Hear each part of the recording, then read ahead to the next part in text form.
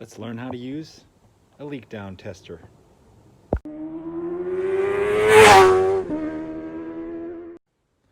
Hello my friends, and welcome to Tom's Tinkering and Adventures.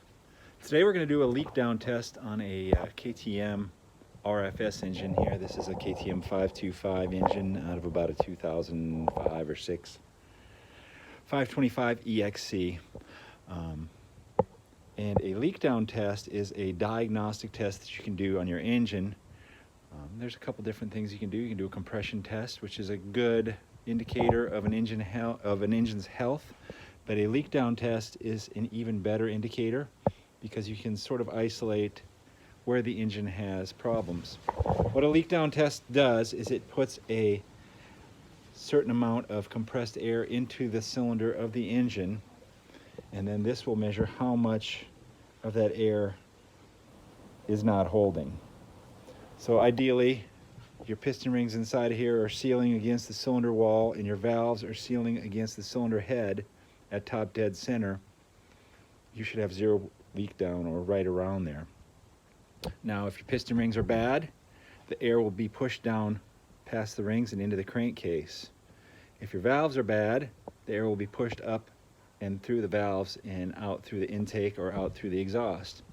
So that's why the leak down test is a nice way to check an engine, because you can determine what's wrong with it before you take it apart.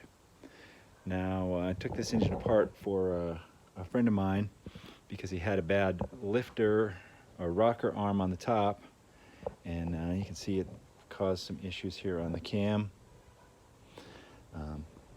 Anyway, before we send it off to get it rebuilt, because that's what he's decided to do, we're going to do a leak down test on it. So first thing you need to do is remove your spark plug, which I've already done. And then you need to find top dead center on the engine. On the KTM, I'm going to turn it over with the, well, I guess I need to get a bigger socket, but I'm going to turn it over here. And on these engines, there is a bolt on the front that you can take out right here. I could have had this prep before we got here, but now I get to talk some more, and everyone wants to hear me talking. Okay, and on this model, what you do is you take that thick copper washer off, and inside of here, which you probably are not going to be able to see, but inside of there's a notch on the crankshaft when this thing gets to top dead center, and you can reinsert that bolt, and that will lock the engine at top dead center. Now you can see I already have the cam cover off, so if your cam cover is still on the engine, just make sure your valves are adjusted properly, because if your valves are too tight, they're obviously going to be holding your valves open. On this one, it's really not going to matter. So let me get this thing set to top dead center.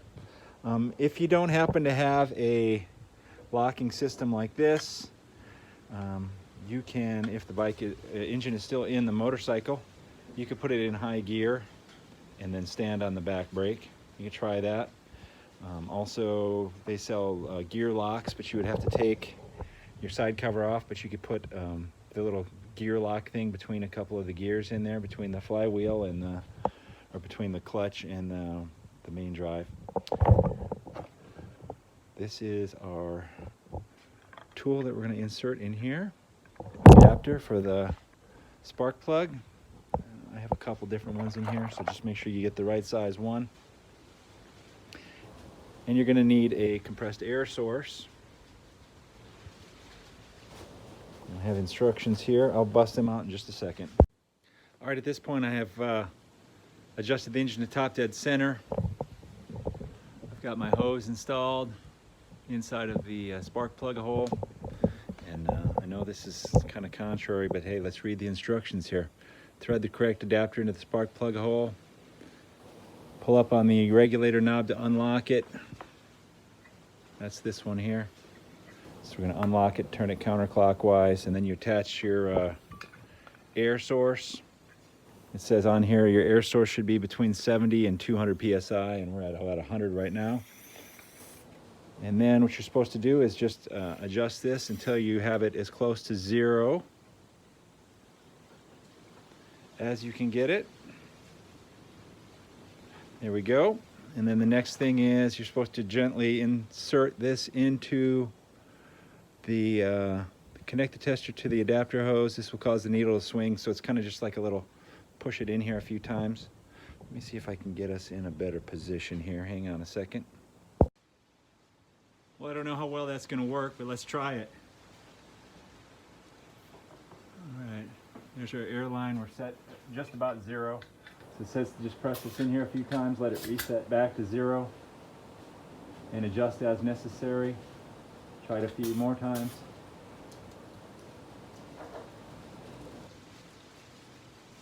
Yeah, we're trying to get her dialed in. That's pretty good. And now what we want to do is we want to install this in here. And hopefully you can see that. Let me see if I can bring you in closer here. Excuse me. Here we go. And as you can see, we have about 30% leak down, which is terrible. If you read on our list here, 0 to 5% is a there we go. 0 to 5% is an excellent engine. 6 to 14 is good. 23 and up. So now we need to find out where we are leaking from, and I can hear it coming out of the exhaust ports, and I can feel it come out of the intake ports. In fact, here's what we're going to do. Let's hang on a second. I'm going to spin this engine around and we'll be right back. So what I'm going to do to give you a little visual is I'm going to spray, I have some soapy water. I'm going to spray that inside on these intake valves. And then hopefully, you see all the bubbles coming up out of there? I don't know how well you can, there you go. The same thing happening on the other side. Not quite as bad on that valve. This one is definitely bubbling up pretty good. And that is leakage past the intake valves. And I bet if we do it on the exhaust side, it would be the same thing. So that means that the valves need a little bit of work for whatever it might be. I don't know for sure. But the valves do need some work, and I can't tell if it's leaking through the crank as well. It might be. We can check that. This is a crank breather. I can feel a little bit of air out of that as well. I don't know, I could probably do the soapy water trick on that, but since I had this cover off, the crank is kind of open right now.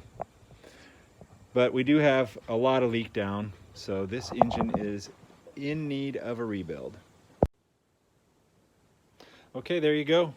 That is a leak down test, the basics of it anyway. So you can do this on any engine. You can do this on a car engine, motorcycle engine, 2-cylinder, 4-cylinder, whatever it might be. And the tester itself is not that expensive. I think this one was actually gifted to me, but I know they're not terribly expensive, 50, 80 bucks, something like that. But simple way, find out the health of your engine. All right. If you're liking my content, give me a thumbs up, leave a comment down below, and if you're not already a subscriber, please consider doing so. Thank you very much for watching. Get out there and find your adventure. Adios.